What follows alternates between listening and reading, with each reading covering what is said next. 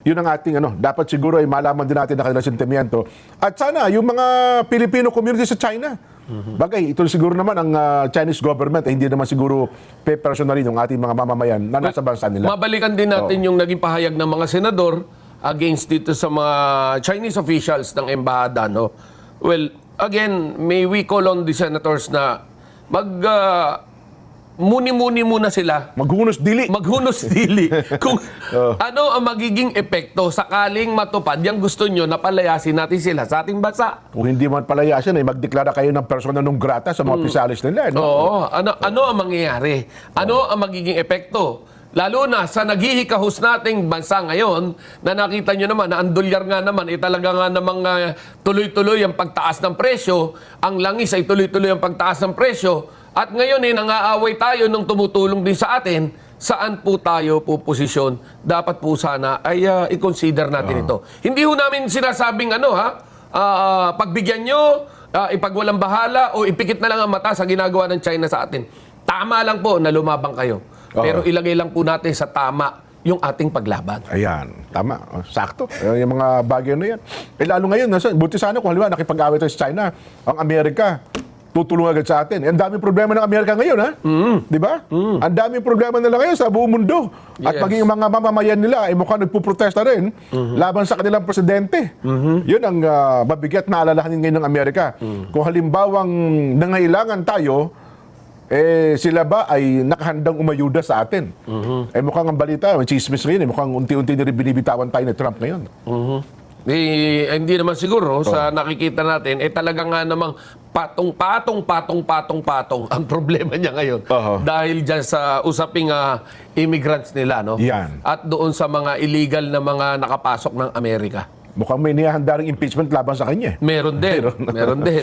Kung kaya't kanya-kanyang problema yan, pero siguro sa atin, dito sa bansa, unahin natin yung sarili natin problema at huwag tayong umasa sa iba yung dagat. Yan. Dahil hindi naman tayo nakakasisiguro na lagi silang nasa harap natin pagbanatan na. Baka mangyari yung nangyari nung World War II. Ganon? Na tayo nasa harap. Sila nasa likod lang. Di ba?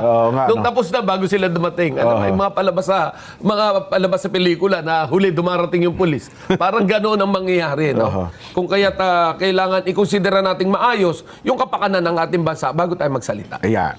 Pero lang, i-quote ko lang yung isang bahagi ng mahabang sagot ng Chinese Embassy. yung statement. Kaya ito dapat maintindihan natin. Binasa ko rin kagabi yan. Etong isa sa dapat nating maintindihan na ang nagsimula nito ay yun yung presentation ni Commodore J. Tariela na sinagot lang ng China. Sinagot na bakit ka gumamit ng mga ganyan, di ba? At Xi Jinping, sumagot si Tariela, hindi ko naman sinasabing si Xi Jinping yan. At sabi ng Chinese Embassy, hindi, ito yung video ilang beses mo sinabi. At saka ito ba, bago ba yung Nelson, pinapayagan ba ito ng Coast Guard? Kung yan yung... kasi matay mo, naka-uniforme siya ng Coast Guard dyan. So, ibig sabihin, kung sanksyon, talagang program. Nire-represent ka dyan ng Philippine Coast Guard. Hindi natin alam kung yan talagang programa nila. Nagsagutin ito ng Chinese Embassy na, sinabi mo yung pangalang Xi Jinping ng ilang beses, nagkampihan na ngayon yung mga senador. Tapos ang sabi pa nung isang senador, nung sumasagot ng Chinese Embassy, tignan mo, hindi pa tumitigil, patuloy pa rin. Etong sagot. People like Tariela often claim that the Philippines is a democracy and values freedom of speech. Then why can't they have normal debates with us? Some say they are disrespected. Yet they show no respect to others when they repeatedly describe a country that has been sincerely helping the Philippines, its largest trading partner and biggest source of imports, with words like barbaric, aggressive, coercive, illegal, and deceptive. And when they attack another country's head of state, ito na si Xi Jinping, they have already lost the most basic sense of respect, revealing a distorted and unbecoming pace, bringing disgrace upon themselves. So talagang nasaktan sila, no? Whatever critical response they invited truly serves them. Yun lang talaga po, kung makikita, kung babasahin mo ito, ang talagang ipinang hihimutok nila Hindi naman yung pagtatalo Usapin talaga ng, West Philippine Sea. Kundi yung ginawa doon sa presidente ng China. So talaga nasaktan sila doon. Nasaktan sila doon. Ngayong sumasagot sila, tapos ayaw, sabi, ayaw tumigil, palayasin natin yan, ideklara nating persona non grata. Kaya sinagot ka, akala ko ba democracy tayo? Oo. Kung gusto nyo ng debate, ng talakayan, makipag-usap. Makipagdebate kayo. Oo nga, willing naman sila pala. Oo, mas maganda ka siguro yun. Yun. Na para hindi napalitan ng anumang mga aligasyon at statements, di magharap kayo, di ba? Oho. Magharap kayo kung sino man sa mga senador. Yeah. Ang may gusto, humarap kayo dun sa... Kasi alam ko, ang kinakampanya talaga natin dyan, yung West Philippine Sea, yun naman talaga ang trabaho ni Commodore Tariela. Siya ang spokesperson for West Philippine Sea. Ayan nga. Diba? Pero para aglahiin mo yung presidente ng China, mukhang foul naman tayo ata doon. Diba? Mukhang mali naman yata yun. Yun po ang nagiging sentimiento. At sa halip na ang mga senador natin, sabi ko nga, dapat yung mga mas cold-headed sila. At mas malawak ang kanilang pananaw. Kung sa bagay na ito, agad-agad na sila din nagbitaw ng mga mabibigat na pananalita. Dapat sila ang mas maalam sa diplomasya. Oo. Ang problema dyan ganito, ha?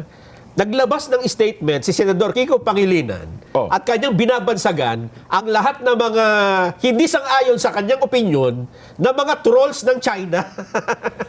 Mr. Senator, Ganun hindi sang-ayon sa opinion mo, Oo. ay troll na, di ba? Saka naman nakakita ng lahat ng tao, gusto mo sasang-ayon sa'yo? Walang ganun. Totoo. Walang ganun. Hindi ba? Dapat igalang mo. Pwede bang manawagan ulit ako? Kung magkaiba man ang opinion nung tao at ikaw, Oo. Demokrasya tayo. Demokrasya tayo. Huwag mong itatag ng kung ano-ano. Martial law ba tayo ngayon? Baka sa isip nyo, naka-martial law tayo at hindi pwedeng sumagot. At hindi pwedeng magkaroon ng opinyong taliwas sa iniisip ninyo. Totoo. Na akala mo ay kayo lang ang nagmamahal sa bayang ito. Totoo. Hindi ba? Parang nakopo nila ang Manawagan ka doon sa misis nung senador na yan. Next time. Next time. Tapos napaka-iyakin naman, di ba? Oo nga eh. Oo eh. Ay, nako. Tapos parang nagagalit-galitan lagi. Parang siya lang, pag nagsalita, parang pakiramdam yata, siya ang tama lagi. Lagi. Oo. Lagi. Hindi naman, kami nga, pinupuri ka namin pagka tama sinabi mo, di Yun na nga. ba? Pero hindi sila lahat ng pagkakataon. Tama ka. Oo. Minsan may tama ka. Tama. Oo nga. Ay, nako. Kanina ko na nga pinipigilan ng sarili kong magsalita eh. Ha? Totoo. Kaya lang, pagka nakakabasa ka ng mga ganyang statement, mapapailing ka na lang ng walang tigil eh. Di ba? Parang sila lang ang nakakaalam ng tama sa Pilipinas. Na para baga pag nagsalita sila, ito na ang buong katotohanan para sa Pilipinas. Hindi porket na iboto kayo ng tao bayan, kayo na may pag-aari ng tama. Yun na nga. Kung kailan po iniisip po na lagi kang tama, Senador, mali ka dyan. Dahil nobody's perfect. Yes. Yeah. Anyway, ano ngayon ang bang sa maghapong ito, parang parang nagkaroon ng katahimikan sa kanila eh. Meron ba? Parang walang bago. Walang nagsalita no? May busy sila sa ibang trabaho. Dapat naman talaga. Kasi kung dito natin uubusin ang ating oras, mga kababayan, ang dami natin Wala problema. tayong patutunguhan. Ang dami nating problema sa bansa.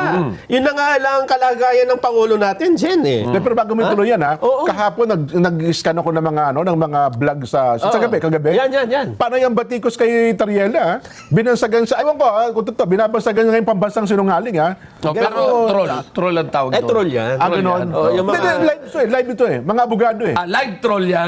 Ganon. Yun. Well, ako lang sinasabi ko lang na Hindi nila nakokopo ang Totoo. mga impormasyon. Hindi po pwedeng, ano man tawag doon, ay monopoly of opinion, di ba? Ako naman, hindi naman ako sang-ayon sa gano'n. Na, well, kanya-kanyang diskarte. Well, yun ang sinasabi nila. Hindi din natin sila mapipigil. Opinion nila yun. Sila ay entitled sa kanilang opinion. Pero, again, tayo po naman ay mas madaling matanggap kung gagamitan natin ng mga maayos na pananalita, Nelson. Hindi Pwede tayo naman makakasugat ng damdamin. Yan. Ano naman ang tao naman ay nakakaunawa, lalo na yung mataasan level ng pag-iisip, Oo. ay nauunawaan talaga kung ano yung hinaing ng Pilipinas Oho. when it comes to the West Philippine Sea. Oho. But again, kung sakali naman na ibababa natin sa level natin na ginagawa ngayon, nagagamit tayo ng mga salitang F, mga salitang salitang lupa ba? No? Napakababang uri po niyan at magiging katawa-tawa po tayo. Hindi po sa mata ng kababayan natin, sa mata ng mga Chino, kundi sa mata po ng buong mundo. Pero Yan po ano mangyayari. kaya ang larawan ng Pilipinas, Nelson? Halimbawa, lumayas nga ang China, ang Chinese Embassy sa Pilipinas, ano? Eh, dahil lahat tayo magiging hubot-hubad. Ganun ba? Eh, puro gawan China. So, natin puro gawan China eh. Oo, gamit ko sa bahay, gawang China Sabihin na natin yan American brand. Oo. Pagtingin mo na, made in China. Oh, made in China. Made in China. Tama, no? Hindi ba? Binanggit nga nila yun, lahat ng imports natin halos, China eh. Paano? Pinakamalaki nating investment, direct or foreign direct investment nata China. Hindi naman ang... Maraming mawawala. Maghihirap po talaga tayo. At meron pang pahayag dyan ng Chinese Embassy dyan. Oo. Na siguro ito ay isip-isipin na natin. Ang sabi ng China, hindi lang naman Pilipinas ang kaaway nila sa mga South China Yes, sa Sea. teritoryo. Oo, tama. Meron siyang kaalit dyan na Vietnam, Vietnam. Indonesia, Malaysia. Halos lahat Yung mga nakapaligid. nakapaligid sa dagat na yan, nag-aagawa ng teritoryo, kalaban ng China. Pero ganito ang tanong nila, Jen. Oo.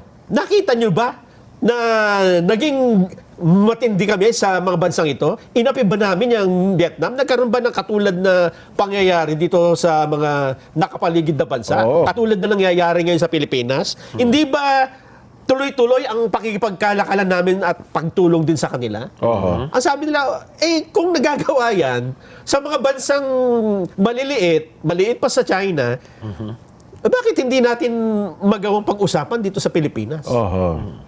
Ang gusto lang kasi ata nila bilateral talks. Wag tawag doon, wag unilateral. Sabihin maraming bansa. Kung gusto niyo mag-usap, mag-usap tayong dalawa. Wag kayong magsama ng ibang mga bansa para tayong dalawa nagkakasundo. Kaya nga doon sa UNCLOS, di ba? Doon sa permanent arbitration, hindi sila nag-participate kasi maraming nakialam doon Unilateral yun eh. Oo. At alam naman natin ang tunay na dahilan ng West Philippine Sea na yan. Yan ay usapin between the United States at China. Oo. Dahil yan lang ang tanging dagat ng China na pwede nilang depensahan yung kanilang bansa. Oo. No? At daan na ng mga kalakal yan Oo. At tayo, talaga namang lantaran na ibinibigay yung karapatan dyan sa West Philippine Sea na yan sa Amerikano. Oo. Yun ang matindi. Yun ang gustong bigyang proteksyon ng China. So now, ano naman ang sagot ng Pilipinas? Ang sagot ng Pilipinas, hindi. Amin yan.